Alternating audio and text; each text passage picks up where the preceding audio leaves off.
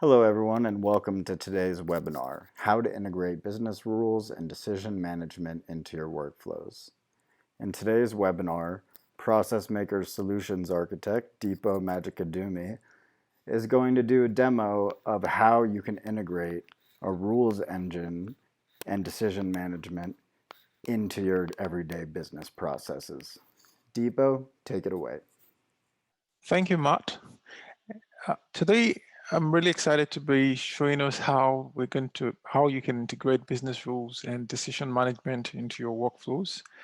And the whole idea is basically to be able to to enhance the business process by driving the routing of requests on the fly with decision management service. So what are we going to cover today? We'll look at an overview of ProcessMaker, an overview of OpenRules Decision Manager, and then we'll look at the process that we're going to build. Then we'll do a demo of it, and then take questions.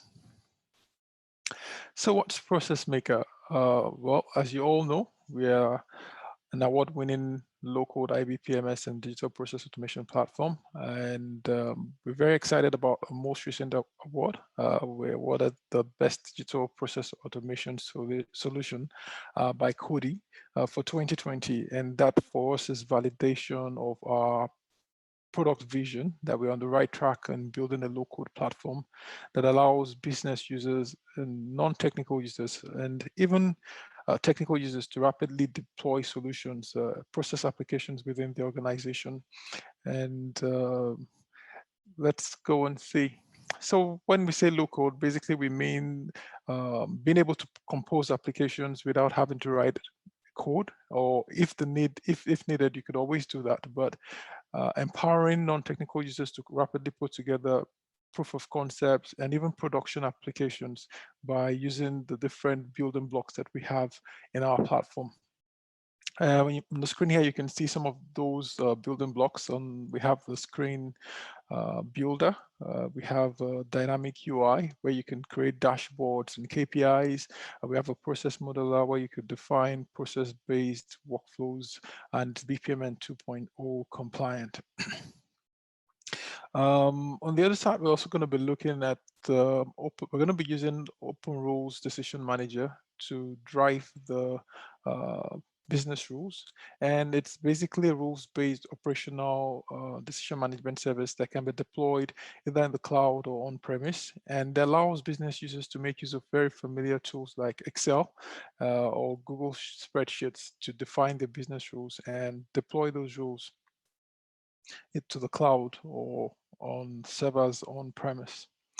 The process we're going to be building is taken from a sample on the OpenRules project, and we're building a loan pre-qualification and a loan origination process. So the pre-qualification process starts with the customer. We have a customer here, and the customer basically is interested in getting a loan from a bank, and we send that request to a banker who then adds its own opinion on the information filled by the customer. And then we send that off to a rules engine to make a decision whether the customer is qualified or not. If the customer is qualified, we send the customer an email confirming that they're qualified, and then the customer can complete the loan application. For the loan origination, we're flipping things a bit. And what we're doing in the loan origination is that we are taking the information from the customer and sending that to a rules engine. And with the rules engine, we're deciding how to route that request. Do we want to do a credit check on the customer? And then based on the result of the credit check, do we just approve the request directly or send it to a banker to review? For the process we're building, this is, we borrowed this rules, the process from the OpenRules DMN primer, which basically shows a BPMN process that collects the application data, sends it to the bureau, and depending on the strategy that we decide whether we're going to collect bureau data, would call an external service and then decide how to route the request, either sending it to the banker to review which is a refer decision, or decline the request outrightly, or accept the request. Having said that, these are the building blocks we'll use for the process. We're going to be using ProcessMaker, the process modeler, the screen builder, and the data connectors within ProcessMaker to put together our process. And then for the rules itself, we'll use Excel to define the business rules, and we'll publish them as Lambda functions into AWS. So without spending much more time on the slides, let's head over to our demonstration.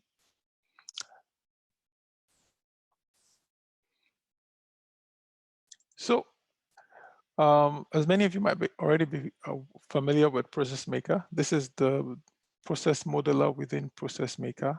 And the modeler, we have our process that we've put together. I'm going to just talk us through the process briefly, and then would run a few requests to see how this works in practice. So the request starts with the customer filling out a web entry. Web entry basically is a block that allows a building block that we have within the platform that allows you to embed a form within a website or have a direct link you can share with people to fill out the form without having to log into the platform. In this use case, the customer starts by filling out that form, and then we send it to the banker to review the requests. Once the banker makes a review, the banker puts this decision, and we send that to the rules engine. Quickly to talk about the rules engine, we are connecting to the rules engine, which is deployed in AWS using the data connector element from our modeler. And the data connector, as you can see on the right here, we have an OpenRules data connector. We're calling the loan pre-qualification endpoint, and we're taking the response and mapping it back into our request data. Once the response comes back from the rules engine, we decide whether the response is, we evaluate the response using the decision gateway. If the customer is qualified, we notify the customer using an email element. Otherwise, it's unqualified rather. If it's qualified, we send a qualified notification. In the qualified notification, we have a link that sends the customer to another web entry. And this is one of the very cool things I like in PM4 is the ability to have web entries within the process, as opposed to just at the start of a process, which allows us to drive communication between internal users and external users. So the customer receives a link to complete the application, and then once that application is submitted, we send it to the rules engine. And in the rules engine, we call the bureau strategy endpoint this time around to determine how we want to route this request. Do we want to make a credit check by collecting bureau data from an external credit bureau, or do we want to just route the application to the next decision, which is to determine whether the request should be accepted or declined, or outrightly decline the request based on the information that the customer has provided. The third rules service that we're calling is to determine how to route the request. We could either refer it, accept it, or decline the request. In the case that it is referred, it goes to the banker to review the application. And here we also have another screen that the banker is going to fill out to see the data from the decision services and make a final decision whether to accept the request or to decline it. So we evaluate the banker's decision at this gateway, and depending on the banker's decision, we notify the customer as appropriate. Okay, having said that, I think we could go ahead to see how this would work in practice. So I'm going to head over to a web entry form that we've built here. And what we're doing is we're capturing information about the customer. I'm just going to fill out the details of the customer. We have Charlene, credit score of 735, monthly income of, I think that should be 10,000. So, just change that to 10,000. Payment on debt, so 2.5. And we ask if you have a mortgage. And do you have any other loans other than the mortgage? Yes. Charlene has about 1,200 on a credit card balance and no education loan. This time around, she'd like to borrow $100,000 for 36 months, and the purpose of the loan is for education. So we're just going to submit that request, and thank you. So having done that, based on our process map here, we expect the request to come to the banker to review. And here we're going to highlight one of the things we have in terms of assignment rules. For this task, we're driving this using a self-service assignment rule. We have different options within the platform for how you could assign requests. You could assign it directly to a user or to a requester or to a group of people. And since we're sending it to a group of loan officers, that would come to a self-service task where any of the loan officers can claim the request. So I'm going to claim this request that is coming, and I'm just going to review that request, claim the task. As you can see, I can also reassign the task to other users. So if I click reassign here, for example, I can assign it to another loan officer to attend to the request.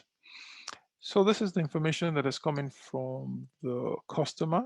I'm going to perform an internal review, and I'm just going to say, giving you internal credit rating of F.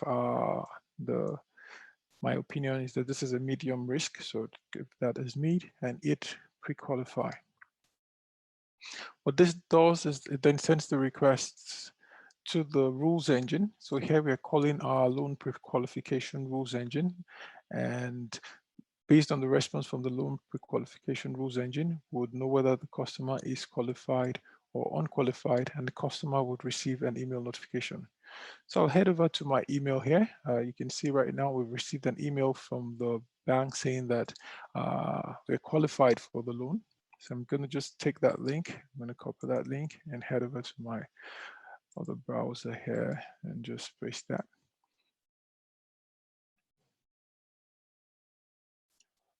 Okay, we can see that the data from the initial request has copied is persisted, so the customer can see the information already provided and just add additional information to complete the application. So monthly expenses is 3,000, 51, married, SM an existing customer, and I'm self-employed. My security number is 23419 4446, and continue.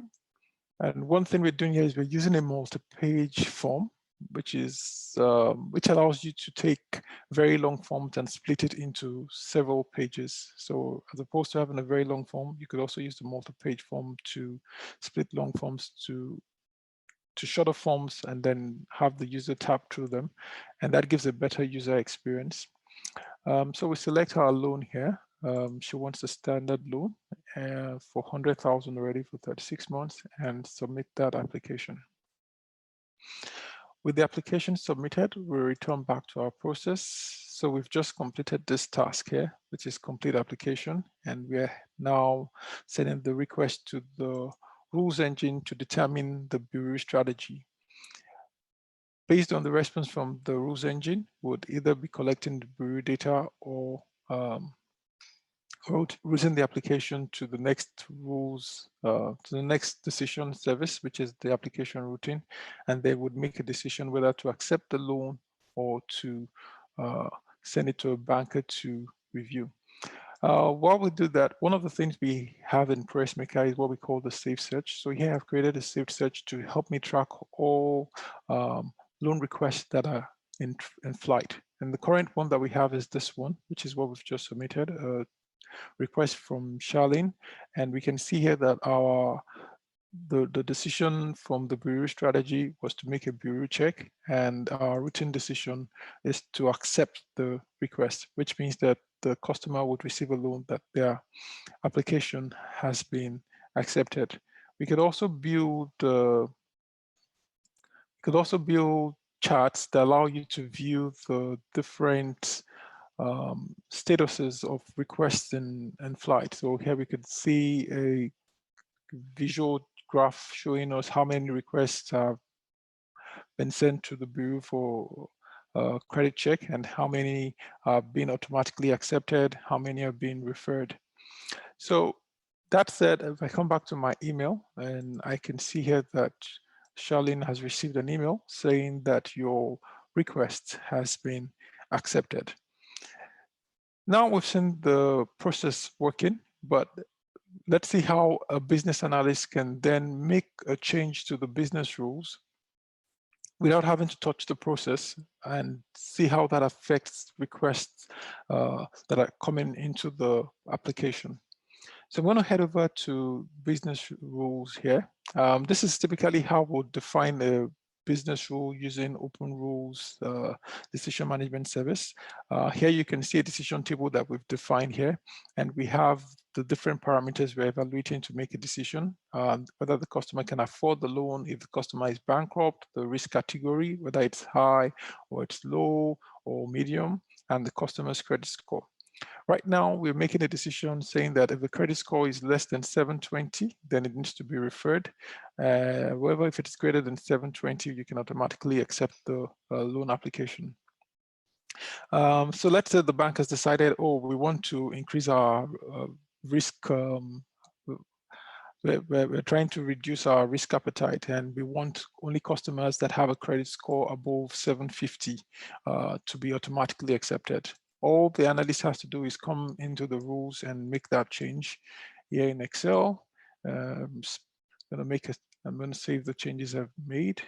And by simply clicking the deploy script in the OpenRules project, the system is going to just take that and publish it to AWS. Here we can see the script running in the background, just so we can see what it's doing.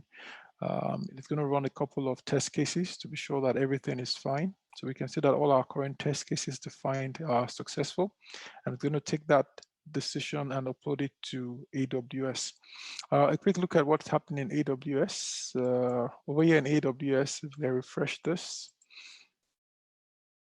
you can see the different decision services I have published. And this is the routine decision that I've just changed, and you can see it's updated just a few seconds ago. And what I'm going to do now is I'm going to come back to the browser here and make a new request using the exact same parameters. So nothing has changed about the customer. What we've done is we've changed the business rule driving the process, and let's see how the system handles this. So quickly fill that out again, Charlene. Credit score is still 735. Monthly income is 10,000 with a 2,500 monthly debt payments, and she has a mortgage and has other loans and has 1,200 on the mortgage, no education loan, and would like to borrow 100,000 for 36 months and needs that for education. I'm going to submit that request, and as a banker, should receive the request and review it. So I'm going to go to the self-service task, pick the request that has come in, review it, and I'm going to apply the same rating, an F and the mid rating, and hit pre-qualify. That sends that off to the customer. We expect all rules to remain the same, and Charlene should receive an email notification saying that she's qualified for the loan. I'm just going to refresh my inbox. So we've received the email notification, says you're qualified for the loan. I'm going to copy that link.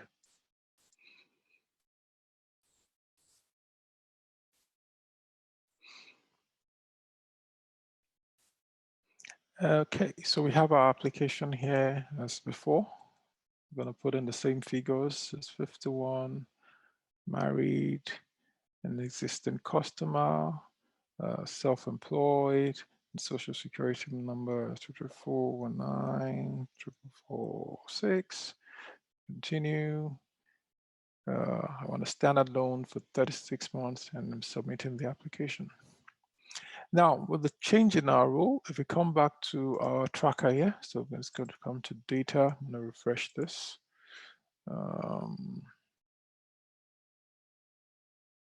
So we can see that the bureau strategy is still bureau, so we're making a credit check here. The routine has not been updated yet. Let me refresh that.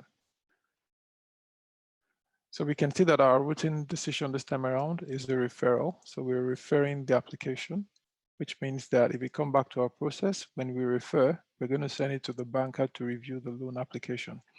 So if I go back to my self-service tasks here, I should see a request to review. I'm going to just open that, claim the task. And here we can see the request that is coming from Charlene, the same information. We can see this lovely tab navigation that we've put together here. So you can tab between the pages to review the requests, and then continuing, I can come to the application and see the actual analysis that have been done by the rules engine. So based on the internal rules analysis, the risk category is defined as low, it's affordable, risk score is 129, monthly installment is 3153, disposable income is 45. We can see the bureau strategy. We did a mini call to the bureau. This is the risk result from the mini check to the bureau. A credit score is confirmed as 735, and the banker can then make a decision and says, okay to lend, and make a decision and say accept. And with that, we notify the customer of our decision. So coming back to the process here, to our email, we can see the feedback to the customer that your loan application has been accepted. So as we can see, if I come back to the process here, you can see some of the audit trails that we have in the process itself. You can see all the different things that has happened as the request was progressing. So we could see that the user submitted this VI web entry, was reviewed by the admin user, the system did the loan pre-qualification, decided that the customer was qualified for the loan, notified the customer of the loan of their qualification, and then the customer completed the application. We did the bureau strategy, and then we collected bureau data, and then we routed the application to the banker to review. The banker reviewed the application, and we can see exactly who is doing what, and the decision was to accept the request, and that was how the process was completed. So as we've seen so far, I just want to quickly show us how we would configure the connection to the OpenRules service. So right here, we can see that we're using a connector. I just want to quickly show us how the data connectors were configured. So I'm going to open that in the new tab here. And here we can see some of the different connectors that we have defined in this system. Here's my OpenRules Decision Manager endpoints. And if I go to this, I can see the different endpoints I have configured. And as you can see here, we're basically just calling the URL that is provided by the Lambda function and mapping the parameters from our process. So we're taking the different ProcessMaker variables and mapping it to the JSON format that the endpoint requires us to pass. And beautiful thing about data connectors is that you can actually test your connectors by passing some sample data into that to be sure that everything works as expected. Just, for example, if I say run here, I can see the sample response that would come back from the service using that sample data. And back to our process. So in wrapping it up, I think we've seen how we could take business process and use a rules engine like OpenRules to drive that decision making, whether from in addition to taking external data and user reviewed information, or basically just even driving the entire process from the beginning to the end using the rules, and you can also easily modify those rules using Excel and publishing it to AWS Lambda. So that's all from me today, and I'll hand you over to Matt to take it from here. Thank you. Thank you, Deepo.